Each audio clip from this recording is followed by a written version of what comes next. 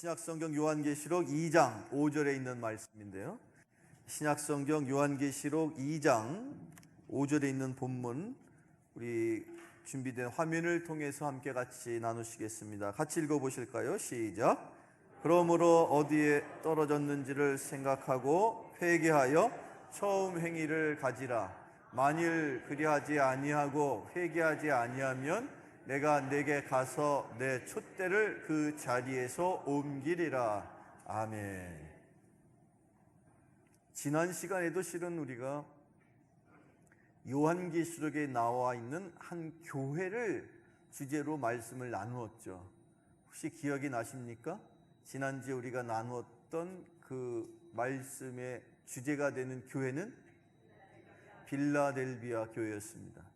그 밖에 많은 교회들이 당시에 소아시아를 중심으로 초대교회 역사를 이루어가고 있었는데, 오늘부터 본격적으로 우리가 함께 같이 이 예배를 통해서 나누게 될 말씀, 요한계시록.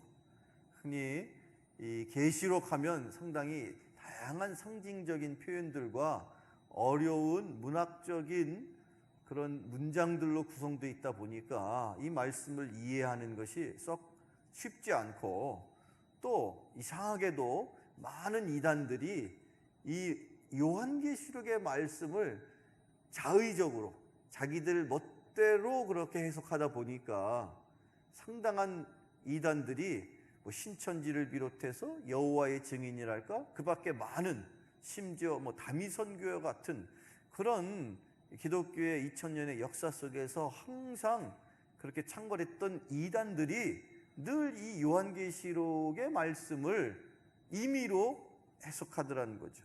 그러다 보니까 일반적으로 이 요한계시록의 말씀을 강단에서 전하는 것이 썩 쉽지 않고, 성도님들도 이 요한계시록의 말씀을 접할 기회가 많지 않습니다.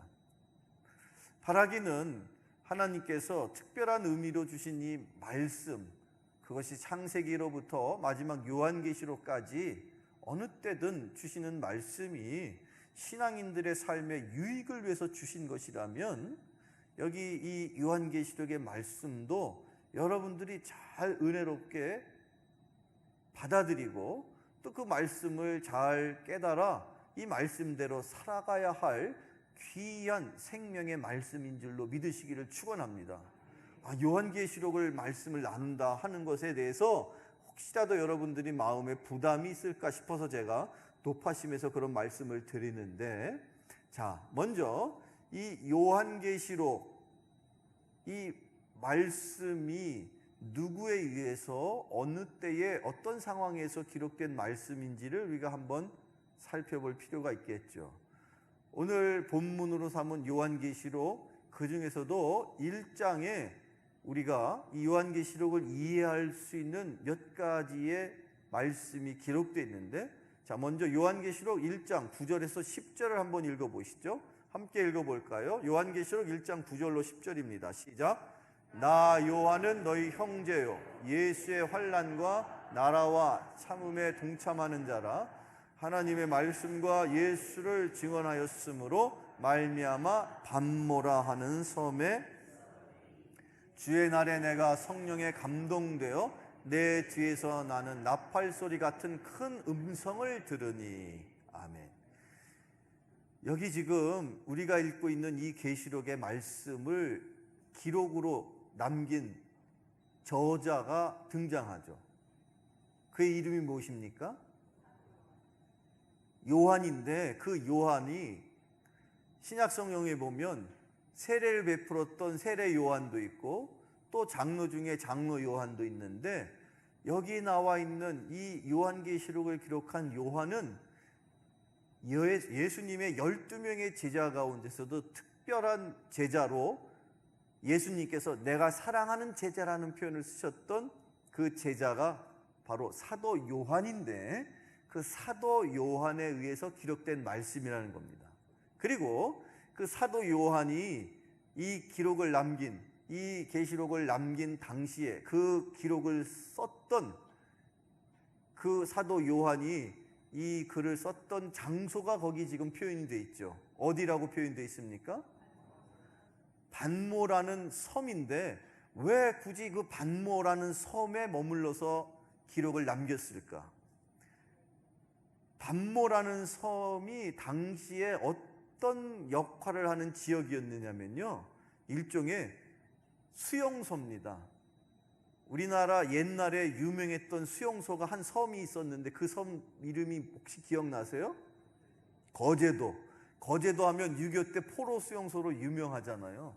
당시 로마 제국 시대에 저 반모섬은 여러 가지 사회, 정치 또는 행정, 다양한 여러 분야에서 큰 범죄를 저지른 사람을 가둬놓는 일종의 유배지였습니다.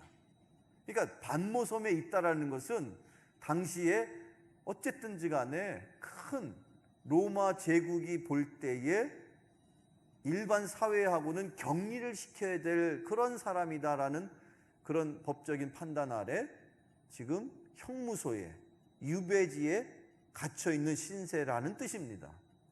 그가, 즉 사도 요한이 그렇게 반모섬에 갇히게 된 이유는 뭘까요? 우리가 생각하는 것처럼 사도 요한이 당시에 예수님을 전하는, 즉 선교를 행하고 있었기 때문에. 다시 한번 본문을 보시면, 자, 다시 한번 화면에 본문을 주세요. 여기 이렇게 기록되어 있습니다. 자, 요한계시록 1장 9절에서 10절을 주세요. 자, 9절의 말씀 중에 이렇게 써 있죠. 하나님의 말씀과 예수를 증언하였기 때문에 내가 지금 반모섬에 갇히게 되었습니다. 그런 상황인데, 그 중에서 그러다가 어느 날인가 10절을 다시 화면을 주세요. 주의 날에 내가, 여기서 나는 누굽니까? 사도 요한이죠. 어디에 있는 사도 요한입니까? 반모섬이라는 유배지에 지금 갇혀 있는 사도 요한이 어느 날이었는데, 그날이 어느 날이었냐면 주의 날에라고 표현됐어요. 주의 날. 그냥 저것을 우리가 알고 있는 우리의 이해로 저것을 읽게 되면 주의 날은 지금 우리가 예배드리고 있는 주일을 걷는 표현입니다. 다시 말하면 사도 요한이 복음을 전하다 박해를 받아서 옥에 갇히게 되었던 어느 날 주일에 아마도 그는 기도하는 중에 있었는지 모르겠습니다. 그날이 다른 날이 아니라 주일이었거든요. 아마 그가 그 이전에 머물렀던 곳, 신약 성경에는 사도 요한이 에베소 교회를 섬기는 중에 있었다라고 그렇게 기록되어 있는데, 그렇게 에베소 교회에서 섬기는 중에 잡혀간 거거든요. 그날이 주일이니까 분명 에베소 교인들은 모여서 예배를 드리고 있었을 겁니다. 그것을 생각해서 아마도 중보하는 마음으로 사도 요한이 깊이 기도하는 중에 그가 생각지 않은 꿈속에서 환상을 보게 됩니다. 그래서 요한계시록은요 1장부터 마지막까지의 말씀이 22장까지 기록되어 있어요.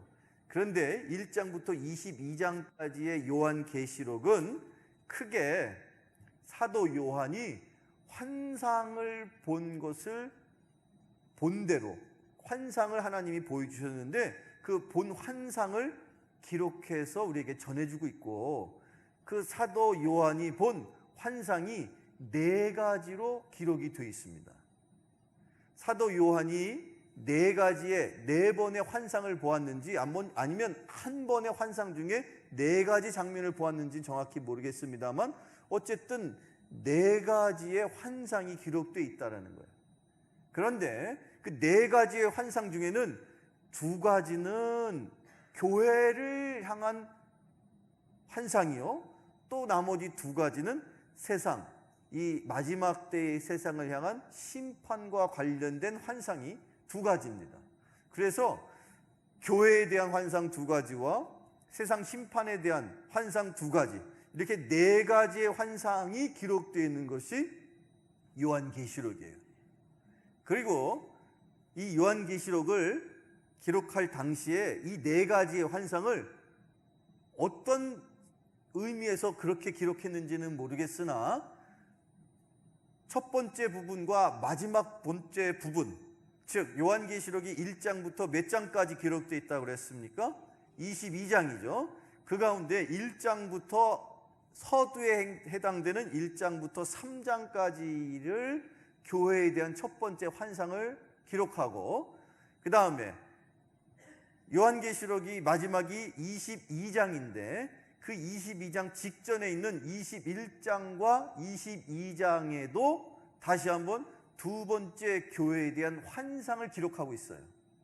자, 이렇게 네 가지의 환상을 기록하는 중에 서두에 교회에 대한 환상 첫 번째, 그 다음에 마지막 말미에 가서 또한 교회에 대한 환상 두 번째.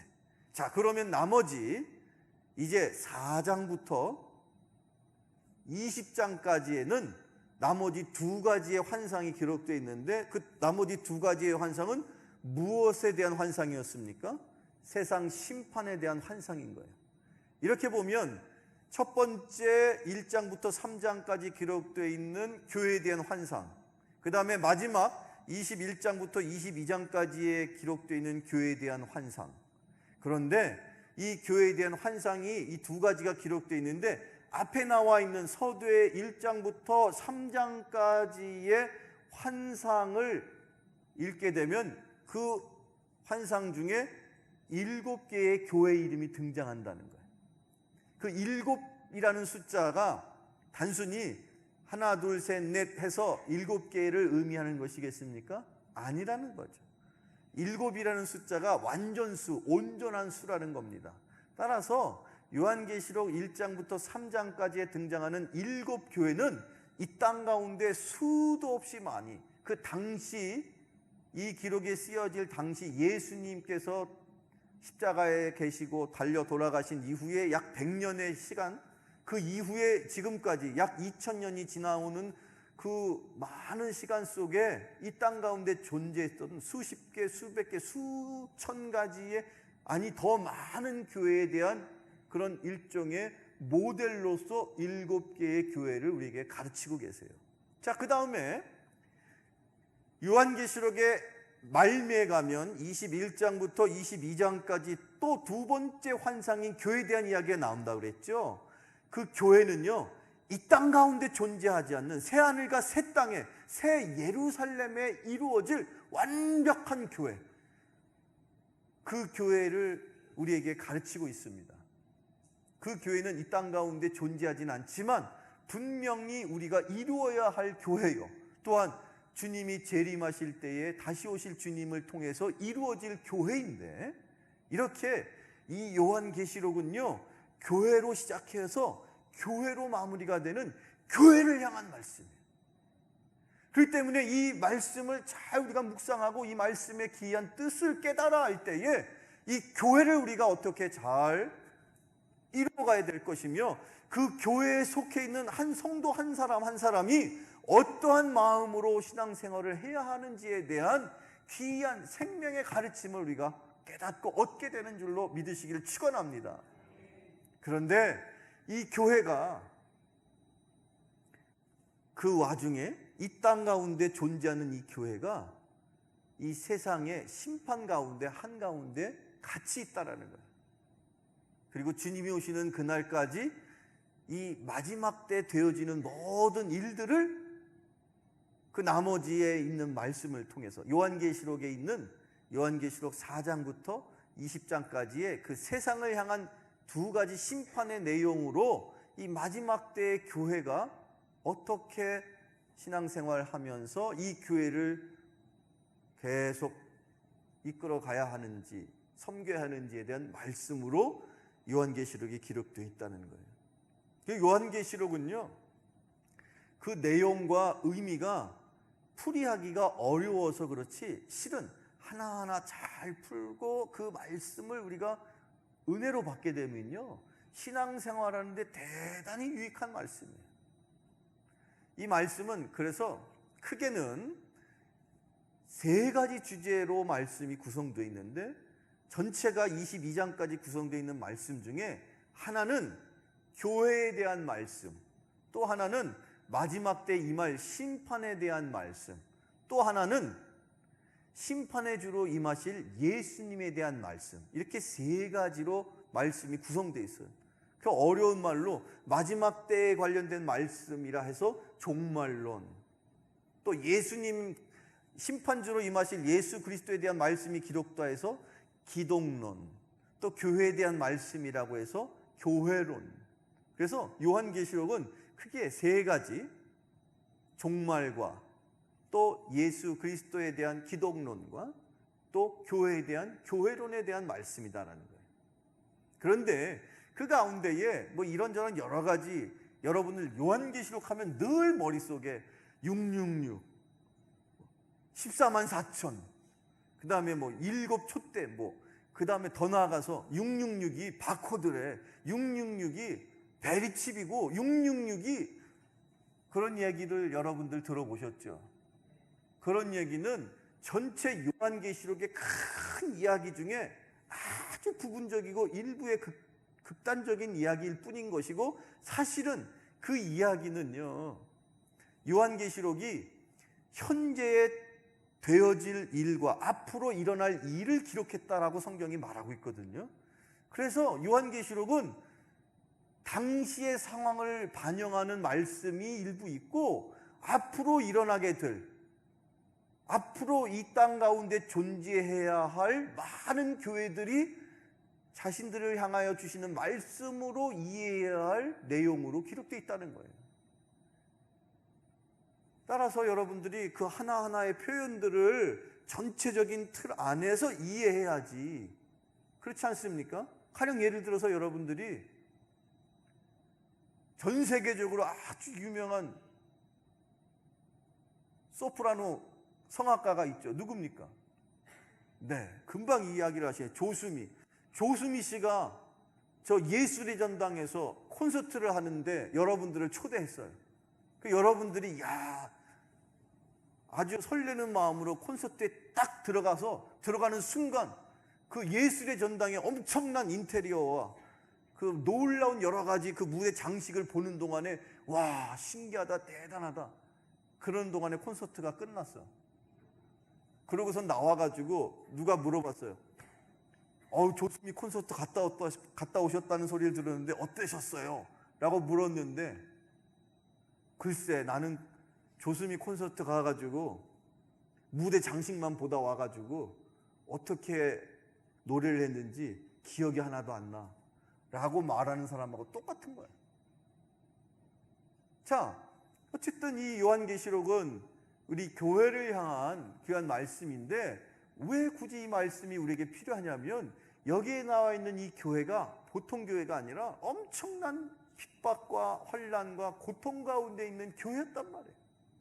그리고 심지어 그 교회의 성도들이요, 신앙생활하는 것이 지금 저와 여러분의 신앙생활하고 비교해 보면요, 도저히 감당할 수 없는, 우리가 그 과거에 이 요한계시록에 나와 있는 7교회의 이 성도들의 삶과 우리의 삶을 비교하자면 도저히 우리가 부끄러워서 비교할 수도 없는 그런 그 신앙인들을 격려하고 위로하고 그들에게 힘을 주고 용기를 주고 소망을 갖게 하고, 그래서 결국에는 다시 오실 주님을 예비하면서 담대하게 승리하며 살아가기를 원하셔서 주님께서 그 사랑하시는 교회를 향하여 주신 말씀이라는 거예요. 자, 그렇게 이 요한계시록의 말씀 중에 오늘 저는 요한계시록의 첫 번째 환상인 교회를 향한 환상, 그 교회에 하나님께서 사도 요한을 통해서 전하라고 주신 말씀 중에 첫 번째 교회를 우리가 살펴볼 겁니다. 요한계시록에 대한 그간에 그 이전에 여러분들이 갖고 있었던 선입견을 다 일단은 내려놓고, 정말 요한계시록을 처음 듣는 말씀이다라는 입장으로 이 말씀을 듣게 될 때에 새로운 은혜와 깨달음이 여러분에게 있기를 축원합니다. 자, 이 7교회를 향한 7번의 그 편지 글인데, 그 편지 글이 그냥 무작정 쓰여져 있지를 않고 하나의 정확한 패턴을 통해서 7교회를 소개해 줍니다. 어떤 거냐면 그 7교회마다 찾아가시는 7교회를 향하여 나아가시는 주님의 모습을 하나씩 소개합니다. 그래서 에베소 교회에 찾아가시는 주님은 어떤 모습으로 찾아가시고, 또 그 밖에 우리가 지난 시간에 빌라델비아 교회에 찾아가신 주님은 어떤 주님이시고, 그렇게 교회를 찾아가시는 주님의 모습을 먼저 소개하고, 또 그 교회가 어떤 교회였든지 그 교회를 먼저 칭찬을 해주십니다. 그 다음에 칭찬뿐 아니라 때로는 책망도 하시죠. 그러고 난 다음에는요, 그 교회를 향한 일종의 경고의 말씀과 또 권면의 이렇게 해야 돼 라는 그런 명령의 말씀을 주시고, 그렇게 할 때에 주님께서 어떻게 하시겠다는 약속을 주세요. 이렇게 주님을 소개하고 교회를 칭찬하거나 또한 책망하거나, 그 다음에는 그 교회를 향한 하나님의 경고와 또한 권면과 약속으로 7교회를 향한 편지글이 쭉 진행이 되어 있다는 거예요. 오늘은 이 요한계시록, 어떤 의미에서는 요한계시록을 먼저 여러분에게 설명을 드리고 그리고 나서 에베소 교회 이야기를 하다 보니까 여러분이 조금은 어렵게 이해가 되실지 모르겠지만, 자, 이제 본격적으로 이 에베소 교회, 처음 소개되고 있는 이 에베소 교회를 함께 같이 나눌 텐데, 왜 굳이 에베소 교회를 먼저 소개했을까 싶은 생각을 갖는데, 특별한 이유보다는 당시에 사도 요한이 섬겼던 교회가 에베소 교회였어요. 그러기도 하거니와 또 한편으로는 그 반모섬이라는 유배지에서 제일 가까운 위치에 있었던 교회가 에베소 교회였어요. 그래서 이 에베소 교회를 소개하고 있습니다. 자, 먼저 에베소 교회에 등장하시는, 에베소 교회를 찾아가시는 주님, 예수님이 어떤 모습으로 표현되어 있을까? 자, 요한계시록 2장 1절을 시작으로 한번 에베소 교회를 우리가 한번, 마치 에베소 교회를 우리가 방문한다, 그런 입장과 의미에서 요한계시록 2장 1절을 읽어보죠. 시작.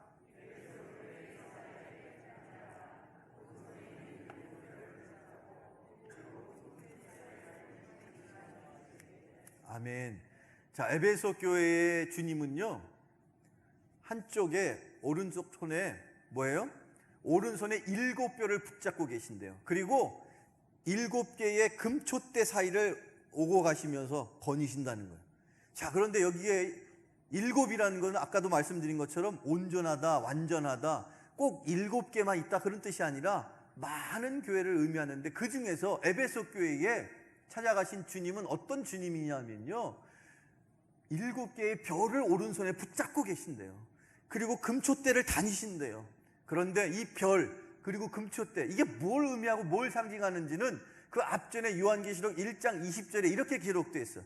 요한계시록 1장 20절을 읽어봅니다. 시작. 내가 본 것은 내 오른손에 7별의 비밀과 또 7 금촛대라.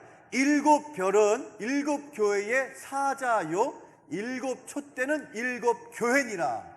자, 7 촛대는 뭐예요? 금촛대는 뭐라고 그랬어요? 교회입니다. 그런데 그 교회를 거니시는 분이 주님이신데, 그 교회를 운행하시는, 그 교회를 역사하시는, 그 교회 가운데 임하신 하나님의 역사가, 주님의 역사가 있는데, 그 교회에, 교회를 섬기는 교회의 누구를, 지도자를 세우시고 그 지도자를 사자라고 명하셨는데, 그 사자가 바로 뭐라는 거예요? 7별은 7 교회의 사자요 그랬죠. 별은 그러면 누구를 말하는 거냐? 그 교회마다 있는 교회의 지도자들, 그게 목사일 수도 있고 장로일 수도 있는데, 그 교회에 하나님께서 당신의 말씀을 전하도록 명하시는, 그 교회를 하나님께서 직접 통치하시기보다 누군가를 통해서 그 사자, 심부름꾼을 주셨다는 거예요. 그런데 그 심부름꾼을 주님께서 어떻게 하신다고요? 별처럼 세워놓으시고 그 심부름을 하시는 그 별, 그 주님의 사자들을 예수님께서 어떻게 하신다고요? 잡고 계신다는 거예요.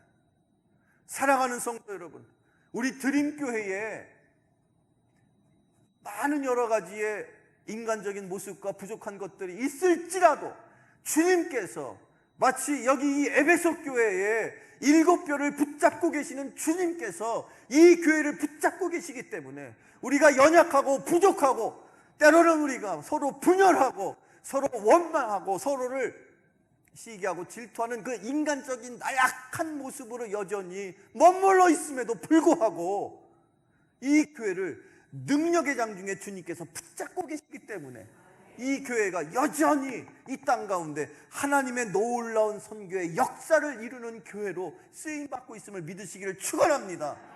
이 교회에 잘난 사람이 있어서 주님이 이끌어 가시는 것이 아니라 주님께서 이 교회를 붙잡고 계신다는 거예요. 이 땅 가운데 존재하는 많은 교회들이 그렇게 주님께서 직접 통치하시고 그 사자를 통해서 하나님의 역사를 지난 2000년 동안 이 땅 가운데 이루셨음을 꼭 기억하시기를 축원합니다. 우리 교회 가운데도 그 하나님의 놀라운 능력의 오른손이 이 교회의 지도자들 가운데 임하게 되기를 축원합니다.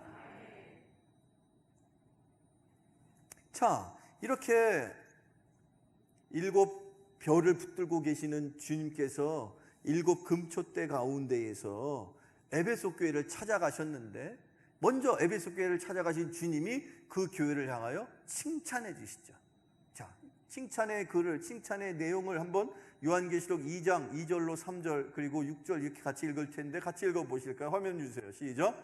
내가 내 행위와 수고와 내 인내를 알고 또 악한 자들을 용납하지 아니한 것과 자칭 사도라 하되 아닌 자들을 시험하여 그의 거짓된 것을 내가 드러낸 것과 또 내가 참고 내 이름을 위하여 견디고 게으르지 아니한 것을 아노라. 오직 내게 이것이 있으니 내가 니골라당의 행위를 미워하는도다. 나도 이것을 미워하노라. 아멘. 에베소 교회를 향하여 주님이 칭찬해 주세요. 내 행위와 수고와 인내와 심지어 그 많은 핍박과 그 많은 박해와 어려움을 잘 견디고 인내한 것을 네가 그것을 끝까지 성실하게 지킨 것을 내가 칭찬한다. 심지어 네가 네 교회 안에 있었던 그 니골라당이라는 그 이단을 척결하고 진리를 수호하는 그런 놀라운 모습을 내가 마음껏 칭찬한다라고 그렇게 주님이 말씀하세요. 아닌 게 아니라 이 에베소 교회는요, 우리가 에베소서를 통해서 알고 있는 이 에베소 교회가 그 에베소 교회인데 그 에베소 교회는요 늘 그렇게 주님의 일에 열심을 다하는 그들의 수고가, 그들의 인내가 늘 항상 주님이 칭찬하실 만한, 그리고 그 니골라당이라는 당시에 지금으로 치자면 이단인데 그 이단을 교회 안에서 척결하는 일에 앞장섰던 그런 모범적인 교회였어요. 무엇 하나 나무랄 데 없이 아주 대단히 당시에 많은 그리스도인들이 흠모하는 참으로 모범적인 교회였단 말이에요. 그래서 하나님께서, 주님께서, 예수님께서 칭찬을 하시는 거예요. 그런데 그 칭찬만으로 그치질 않고 그 다음에 이어서 예수님께서 한 말씀 하시면서 책망을 하시죠. 뭐라고 책망을 하시느냐? 그 책망의 말씀을 읽어볼까요? 자, 요한계시록 2장 4절을 주세요. 같이 읽어볼까요? 시작.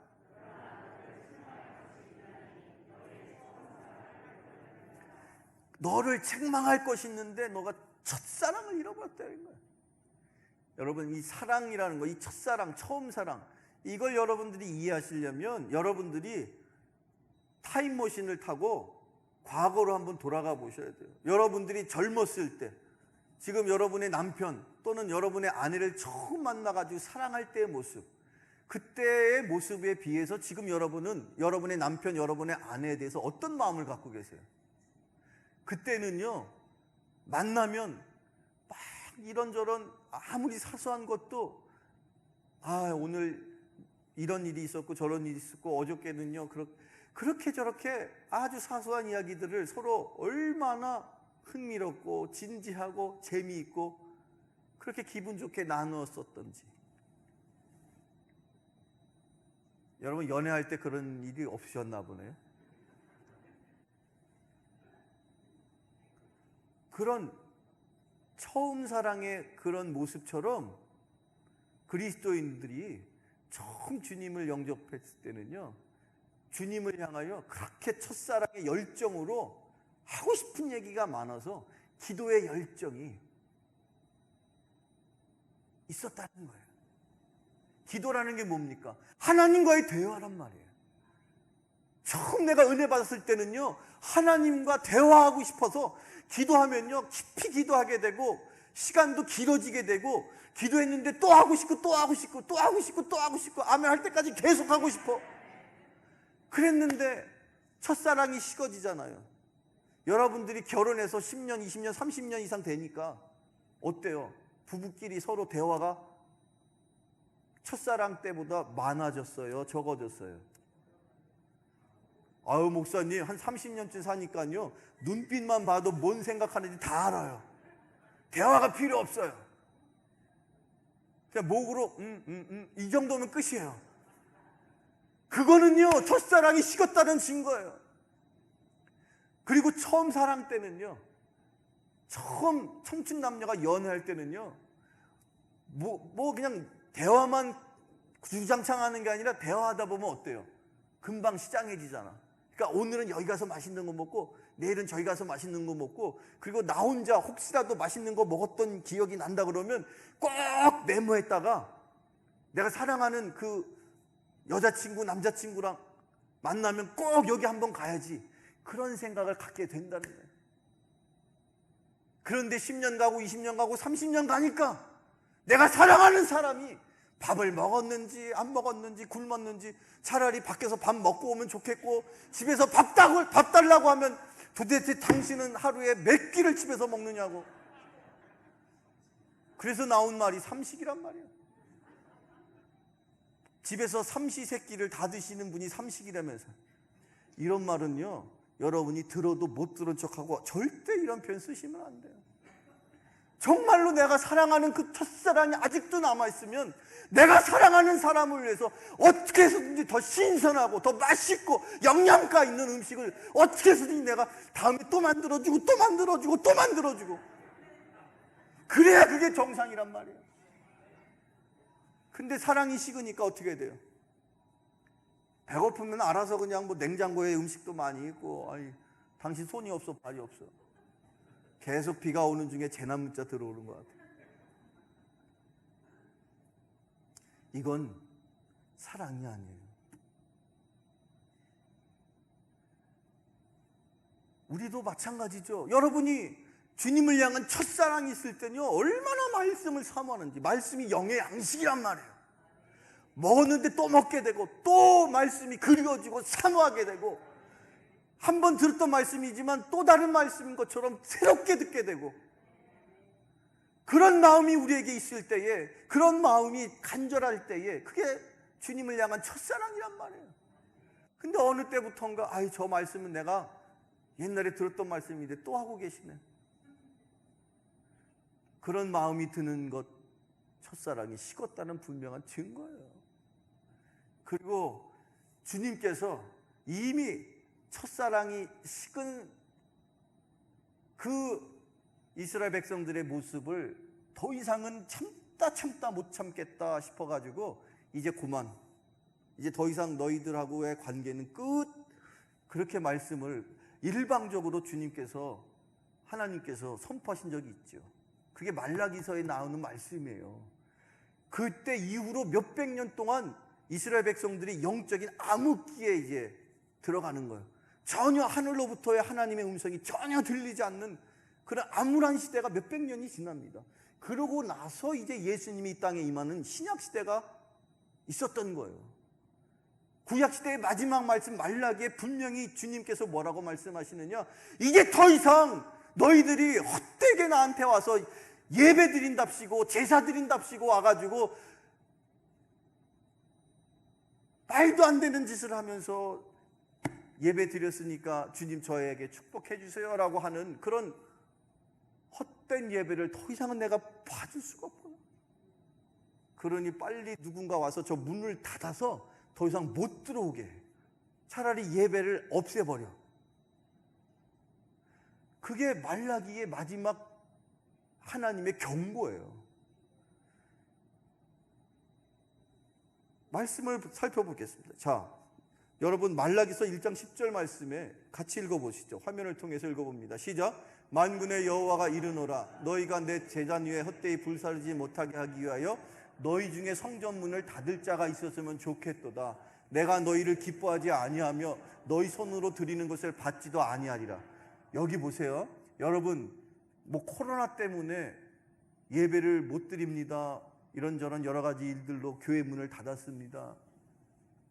저는요, 이 말라기서의 말씀이 우리가 사는 이 시대에 이루어지고 있구나라고 생각하고 있어요. 주님이 더 이상 너희들이 드린답시고 하는 나한테 올리는 예배가 나는 도저히 받을 만한 예배가 아니다. 너희들은 뭐 북치고 장구치고 무슨 뭐 영상 틀어놓고 조명한다고 하는 그 예배를 내가 도저히 예배라고 내가 받을 수가 없어. 그리고 이제 더 이상은 너희들 나 볼 생각 말아라. 그리고 내가 누군가를 시켜서 교회 문을 닫게 할 거야. 이게 지금 얼마 전에 우리 지금 이 현대 우리가 살고 있는 이 시대에 이루어지고 있는 일 같지 않으세요? 아니 코로나 때문에 교회가 문 닫고 온라인으로 인터넷으로 예배를 드린대요. 이 코로나가 뭐 중국에서 시작됐다 어쨌다 하지만 결국 이 세상에 되어지는 모든 일들은 하나님의 주권 아래 있는 거 아닙니까? 하나님이 왜 이렇게 이 마지막 때에 이 교회들이 예배도 제대로 못 드리도록 그렇게 만들어 가실까? 이유가 하나님께 있어요? 우리에게 있어요? 우리 하나님에게 이유를 찾는다고요? 우리가 뭔가 하나님 앞에 더 많은 잘못이 있기 때문에 하나님이 더 이상은 예배를 못 드리게 하신다는 것이 오늘 이 마지막 때를 사는 우리의 깨달음이 되어야 할 줄로 믿습니다. 대신 예수님께서 이 땅 가운데 마지막 때에 하나님께서 신령과 진정으로 예배하는 자를 찾으신다. 바라기는 우리 교회가, 이 드림교회가 하나님이 찾으시는 예배자가 예배드리는 교회가 되기를 축원합니다. 여러분 한 사람 한 사람이 하나님이 찾으시는 예배자가 되기를 축원합니다. 마지막 때일수록 하나님께서 찾으시는 단 한 사람 누굽니까? 예배자입니다. 하나님은 영이신데 영으로 예배하는 자가 하나님을 영화롭게 할 것인데 신령과 진정으로 예배드리는 우리 교회가 되기를 축원합니다. 우리 교회의 세 개의 3대 비전이 첫째가 예배란 말이에요. 자, 이렇게 우리가 첫사랑이 식어졌다라는 증거가 기도의 열정이 식어요. 말씀에 대한 사모함이 떨어지게 돼요. 예배를 형식적으로 드려요. 이런 모든 것들이 첫사랑이 식었다는 증거라는 거예요. 여러분 스스로 한번 물어보세요. 나는 과연 첫사랑이 아직도 불타고 있는지, 나는 아직도 내 아내를 볼 때마다 눈 이글거리면서 여보 당신 사랑해 할 수 있는지, 그냥 가정의 평화를 위해서 사는 거예요. 여러분이 신앙생활을 그런 식으로 하고 계시지 않는지 오늘 이 주시는 말씀을 통해 우리가 깨달을 수 있게 되기를 축원합니다. 자, 계속해서 이렇게 하나님께서 우리를 책망하시기만 하는 것이 아니고 그런 책망을 제대로 잘 이해하고 그 주님의 말씀을 따르지 않을 때 엄한 경고를 주십니다. 그 말씀이 오늘 본문인 요한계시록 2장 5절인데요. 요한계시록 2장 5절을 읽어보죠. 다시 한번 요한계시록 2장 5절입니다. 시작. 그러므로 어디서 떨어졌는지 생각하고 회개하여 처음 행위를 가지라. 만일 그리하지 아니하고 회개하지 아니하면 내가 내게 가서 내 촛대를 그 자리에서 옮기리라. 아멘. 주님이 우리에게 뭐라고 말씀하시느냐? 회개해라. 그리고 너의 처음 행위를 다시 회복시켜라. 회개는요, 마음으로 후회하고 내가 왜 그랬지? 그러고서 끝나는 게 아니에요. 회개는요, 그 회개에 합당한 행위가 있을 때, 그 회개에 합당한 행동을, 우리의 삶의 변화가 일어날 때, 그래서 여기 요한계시록에서도 주님은 뭐라고 말씀하시느냐, 회개하라 하시면서 처음 행위를 다시 가져라. 즉 처음 행동을, 네가 처음 믿어서 감격했을 때의 그 열심을 다시 한번 너의 삶을 통해, 너의 행동을 통해서 보여줘야 되지 않니? 라고 우리에게 그렇게 권면하시는 거예요. 만약에 그렇게 하지 않을 경우에는 주님이 어떻게 하신다고요? 그 촛대를 옮겨가신대요. 촛대를 옮긴다는 뜻이 뭡니까? 촛대는 교회를 말하는 거예요. 주님께서 사용하시는 교회가 있는데 그 교회를 주님께서 촛대의 초를 더 이상 사용하지 않고 꺼버리고 다른 초에다가 불을 붙여서 사용하시겠다는 거예요. 촛대를 옮기시겠다는 거예요. 우리가 회개하고 주님 앞에 우리의 첫사랑을 다시 한번, 우리의 첫 행위를 우리가 회복하지 않으면 하나님이 우리에게 주실 영적인 축복이, 육신의 축복이 이제 더 이상 우리 교회 가운데, 우리의 인생 가운데 머물 수 없도록 주님께서 촛대를 옮겨 가신다는 거예요. 이 경고의 말씀을 여러분, 저와 여러분을 향하신, 우리 교회를 향하신 주님의 말씀으로 꼭 기억하실 수 있기를 축원합니다.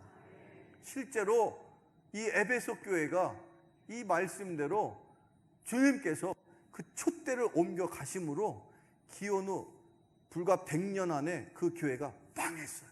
없어졌어요.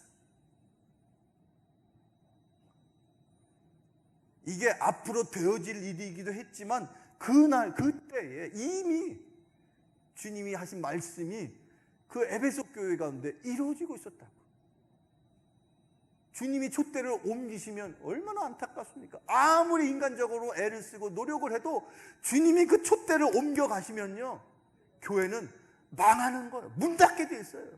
아무리 여러분이 애쓰고 힘쓰고 노력을 해도 여러분의 인생 가운데 하나님의 촛대가 임하지 않으면 인간적으로 애쓰고 힘쓰는 게 무슨 소용이 있겠습니까? 수천 년의 교회 역사 가운데 그때마다 쓰임받는 교회가 있었고 버림받는 교회가 있었어요. 촛대를 옮기신다는 이 말씀은 그냥 경고의 말씀이 아니라 실제로 우리가 이 말씀대로 회개하고 우리의 첫 행위를 회복하지 아니할 때 우리의 삶 속에, 우리의 교회 가운데 이루어질 수밖에 없는 그런 엄청난 하나님의 경고의 말씀이라는 거예요. 그런데 그럼에도 불구하고 하나님이 이 말씀을 주시는 것은 우리에게 다시 한번 회복할 수 있는, 회개할 수 있는 기회와 시간을 주시기 위함인 줄로 믿으시기를 축원합니다. 그러면 목사님 어떻게 해야 된다는 말씀입니까? 저는 모르겠습니다. 다만 여러분 스스로가 주님을 정말 그렇게 기쁘게 만났던 그 첫 순간에 분명 여러분 스스로가 하나님 앞에 약속했던, 하나님 앞에 고백했던 첫 행위가 있었을 거예요. 내가 앞으로 주님을 향하여 이런 마음으로, 이런 자세로 이런 일을 행하겠습니다. 그 고백은요, 누구도 모르고 여러분들이 주님을 사랑하는 마음으로 하나님 앞에, 주님 앞에 내가 이렇게 하겠습니다라고 했던 그 사랑의 고백은요, 사랑의 대상인 주님하고 여러분만 알고 계시는 거예요. 담임 목사도 모르고 여러분의 남편도 모르고 아내도 모르고 누구도 몰라. 다만 주님만은 여러분 다 아시죠. 네가 나를 만났을 때, 네가 처음으로 나한테 사랑한다고 고백했을 때 너 나한테 이렇게 해주기로 했잖아. 당신이 나하고 결혼해주면 내가 당신을 손을 물 한 방울 안 묻히도록 해주겠다라고 그렇게 하면서 결혼하신 분들 계시잖아요. 내가 당신을 공주처럼 모시고 살겠습니다라고. 아유 목사님, 그거야 그때 당시에 눈이 휙 돌아가가지고 결혼하고 싶어서 그 여자를 내가 이렇게 아내로 맞으려고 그렇게 한 소리지, 그걸 아직도 기억하고 있는 아내가 있으면 그거 좀 이상한 거 아닙니까? 누가 이상한 겁니까? 주님이 물어보시는 거예요. 여러분이 분명히 주님 앞에 은혜 받던 그 순간에 행한 하나님 앞에서의 그 서약이 그 마음속에 분명히 기억이 나신다면 주님은 그걸 영원토록 한 번도 잊은 적이 없어요. 그걸 기준으로 여러분의 신앙생활을 다시 레벨업해서 올려야 되는 거예요. 그게 회개하고 처음 행위로 돌아가는 일인 줄로 믿으시길 축원합니다. 주님께서 오늘 주의 종의 입술로 우리에게 회개를 선포하십니다. 회개에 합당한 삶을 살아갈 수 있는 우리 드림교회 모든 교우 여러분 되시기를 축원합니다. 그것이 마지막 때에 주님과 더불어 주님이 다시 오시는 그날까지 이 교회를 섬겨야 하는 우리의 태도와 각오와 자세인 줄로 믿으시기를 축원합니다. 기도하겠습니다.